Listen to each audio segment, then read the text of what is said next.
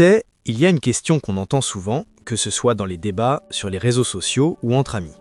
Pourquoi les jeunes Africains ne s'intéressent-ils pas à la politique? C'est une question qui dérange, parce qu'elle met en lumière un paradoxe énorme. Le continent africain est le plus jeune du monde. Plus de 60% de sa population a moins de 25 ans. Et pourtant, dans les gouvernements, les parlements ou les partis politiques, la jeunesse est presque invisible. On retrouve les mêmes visages depuis des décennies. Alors, comment expliquer que ceux qui devraient construire l'avenir soient si absents des décisions qui les concernent directement? Il faut le dire franchement, pour beaucoup de jeunes Africains, la politique n'inspire plus confiance. Elle rime avec corruption, mensonges et promesses jamais tenues. Depuis qu'ils sont petits, ils voient les mêmes dirigeants promettre monts et merveilles pendant les campagnes électorales, puis disparaître une fois élus. Dans certains pays, on change de président, mais pas vraiment de système. Les institutions semblent figées, la démocratie ressemble parfois à une façade, et la transparence à une illusion. Alors, face à ce constat, beaucoup de jeunes se disent « Pourquoi perdre mon temps à voter ou m'impliquer si tout est déjà décidé d'avance ?» Cette méfiance, elle est profonde. Elle s'est installée petit à petit, à force de désillusions et de trahisons politiques. Mais la défiance ne vient pas seulement du haut. Elle est aussi nourrie par les conditions de vie au quotidien. Dans plusieurs pays africains, le chômage touche plus d'un jeune sur 3. Les diplômés errent de stage en stage. Les autres se battent pour survivre dans l'informel. Comment penser à la politique quand on n'a même pas la garantie d'un repas ou d'un avenir stable? Beaucoup de jeunes préfèrent consacrer leur énergie à se débrouiller, à créer une activité, à migrer ou à fuir la misère, plutôt qu'à se battre pour un système politique qu'ils estiment bloqué. La politique, à leurs yeux, ce n'est pas un moyen de résoudre leurs problèmes. C'est au contraire un symbole de tout ce qui ne marche pas. Et puis, il faut le reconnaître, l'école ne joue pas vraiment son rôle.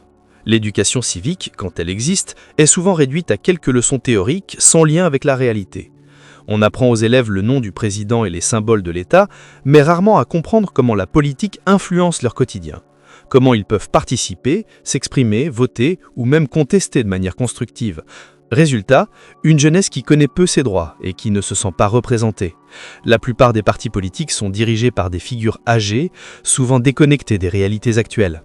Et quand un jeune essaie de s'impliquer, on le met de côté, on lui dit qu'il doit attendre son tour. Ce sentiment d'exclusion, combiné à l'absence de modèles politiques jeunes et intègres, renforce le désintérêt général. Il y a aussi une dimension culturelle à ne pas négliger. Dans beaucoup de sociétés africaines, la hiérarchie basée sur l'âge reste très forte. Parler politique devant un aîné peut être vu comme un manque de respect. La parole publique, la prise de décision, la représentation, tout cela est souvent réservé aux anciens. Alors les jeunes préfèrent se taire ou se réfugier dans des espaces où ils peuvent parler librement. Les réseaux sociaux, les cafés, les campus, les mouvements associatifs. La politique institutionnelle leur semble trop lointaine, trop rigide, trop fermée. Mais ce désintérêt a un coût.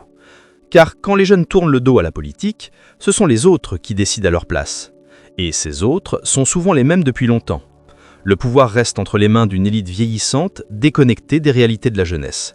Les politiques publiques ne prennent pas en compte les vrais besoins des jeunes. L'emploi, l'éducation, la santé, le numérique, la culture.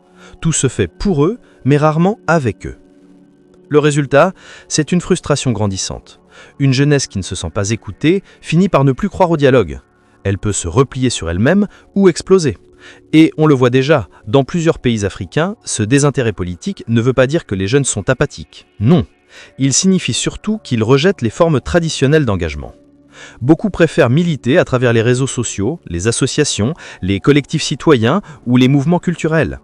Quand les institutions ferment la porte, ils inventent leurs propres moyens d'expression.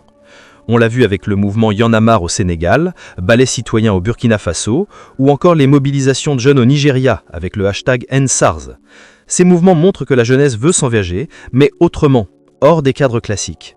Elle veut être entendue, pas instrumentalisée. Pourtant, le désintérêt politique reste dangereux. Parce que si les jeunes ne votent pas, si les jeunes ne s'impliquent pas, les dirigeants n'ont aucune raison de changer. Le pouvoir, comme la nature, a horreur du vide. Et ce vide, ce sont les jeunes qui le laissent en se retirant. Les décisions qui façonnent l'avenir du continent sur l'éducation, la technologie, la transition écologique, la création d'emplois sont prises sans eux. Et ça, c'est un paradoxe terrible. Ceux qui vivront le plus longtemps avec les conséquences des choix politiques sont ceux qui y participent le moins. Alors, que faire ? Comment redonner envie aux jeunes Africains de s'intéresser à la politique?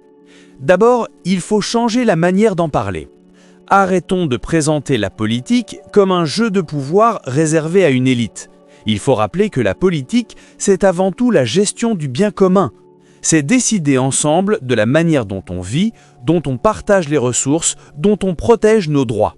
Et pour ça, l'éducation civique doit être repensée. Il faut l'intégrer à tous les niveaux de l'enseignement, mais surtout la rendre vivante. Des clubs de débat, des simulations électorales, des projets citoyens. Tout ce qui permet aux jeunes de comprendre qu'ils ont leur mot à dire. Ensuite, il faut créer des espaces d'expression accessibles. Les réseaux sociaux peuvent jouer un rôle énorme, mais ils doivent être accompagnés d'une éducation numérique et politique. Trop souvent, les jeunes s'expriment en ligne, mais leur voix ne se traduit pas dans la réalité politique. Il faut des passerelles entre ces deux mondes, des plateformes où les jeunes peuvent proposer, voter, interpeller les autorités, participer à des consultations publiques. Le numérique peut devenir un outil de démocratie directe si on l'utilise intelligemment. Autre piste, ouvrir la porte du pouvoir. Les partis politiques et les institutions doivent comprendre qu'impliquer les jeunes n'est pas une menace, mais une richesse. Pourquoi ne pas instaurer des quotas pour les moins de 35 ans dans les instances de décision? Pourquoi ne pas encourager les candidatures indépendantes ou les formations politiques dirigées par des jeunes? Le renouvellement générationnel est essentiel si on veut éviter que les mêmes erreurs se répètent encore et encore. Enfin, il faut valoriser les modèles positifs. Sur tout le continent, des jeunes s'engagent déjà dans l'entrepreneuriat social, la protection de l'environnement, la défense des droits humains, l'innovation technologique. Ce sont eux les véritables acteurs du changement, mais on en parle trop peu. Montrer leur réussite, c'est prouver qu'il est possible de faire de la politique autrement, avec intégrité, créativité et courage. Au fond, la question n'est pas de savoir si les jeunes s'intéressent ou non à la politique. Ils s'y intéressent, mais à leur manière. Ils rejettent la politique telle qu'elle est pratiquée aujourd'hui, pas le désir de changement. Ce qu'ils veulent, c'est une politique plus proche des gens, plus honnête, plus concrète. Ils veulent des dirigeants qui leur ressemblent, qui partagent leurs valeurs et leurs espoirs. Alors, si tu fais partie de cette jeunesse africaine, retiens bien ceci, ne laisse personne décider à ta place. S'engager, ce n'est pas seulement voter tous les 5 ans, c'est réfléchir, débattre, créer, proposer, protester, imaginer un autre futur.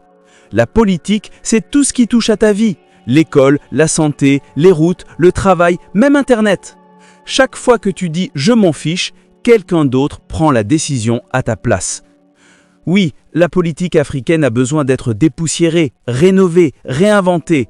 Mais pour ça, elle a besoin de toi.